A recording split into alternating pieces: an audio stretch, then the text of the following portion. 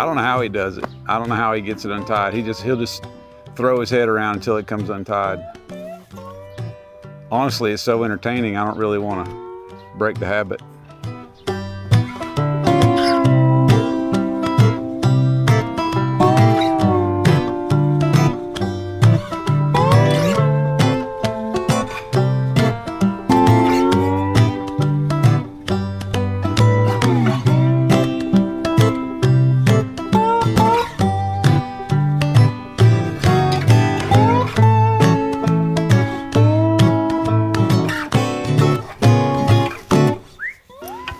Good grief. Lucky you're a nuisance.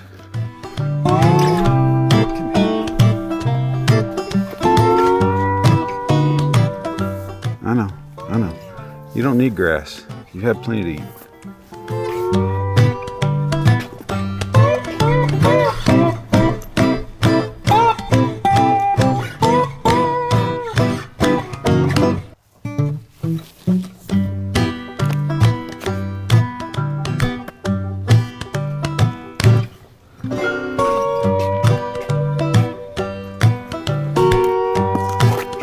Lucky, you're killing me, bud. Why don't you stay put, huh?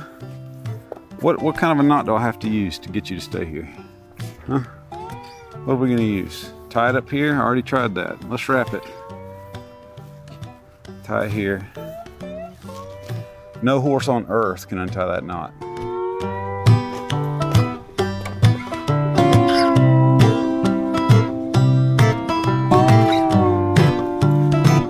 Lucky.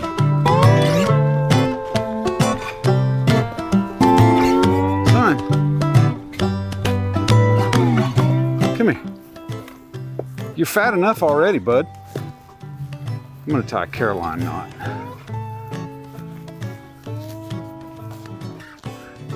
Now try to get loose.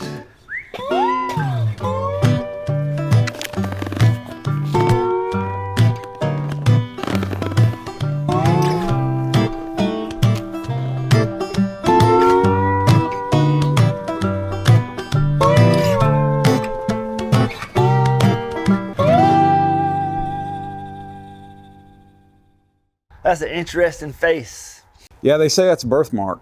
Well, you know, somebody, I think maybe Desiree mentioned that the other day.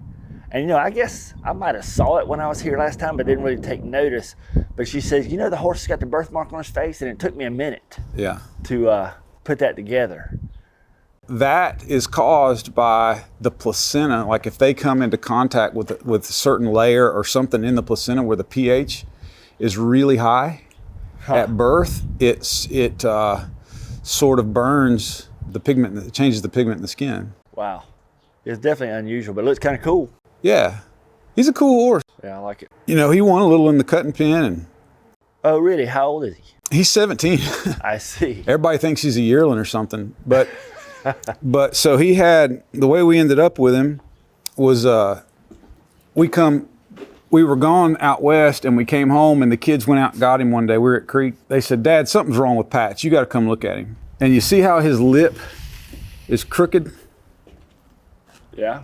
Some days, if you come out and it's really cold or he's stressed or whatever, this lip will be all the way over like this. What? Yeah. And I came out there and his left eye had a big ulcer on it and he couldn't blink his left eye. And his left ear, if you look at his left ear, it's a little bit less mobile than the right ear.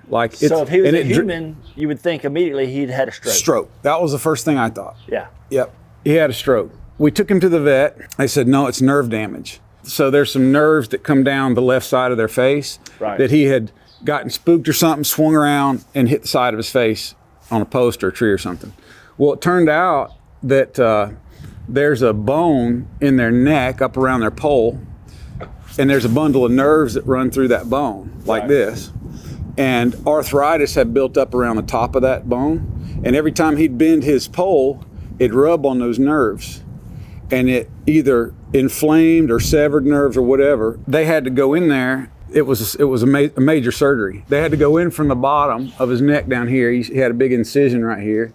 And they went up and they cut the bottom out of that bone so that those nerves could drop down so they didn't get contacted by that arthritis anymore. That's amazing.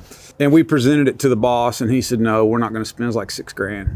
And it wasn't a guarantee. We thought he was going to lose his left eye for sure because he couldn't blink it. And there was a big gnarly ulcer right on it. And so he said, no, it's not worth it to put the money in him. And me and Nat got to talking about it. We're like, yeah, we'll pay for the surgery. If we talked him into signing the horse over to us, and we paid for the surgery.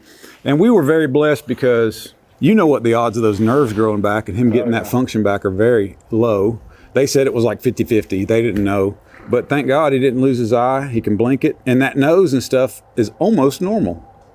But you can see it sometimes, like I said, like if it's real cold out or real hot, he's a little stressed, it'll get jacked all over to one side. Like he's got a deviated septum. Yeah, yeah. My nose does something similar. But he's a cool little horse. He'll cut the stew out of a cow, and Mac taught him to rope. He can heel on him. And we took him out west and been all over. He's a lot of fun.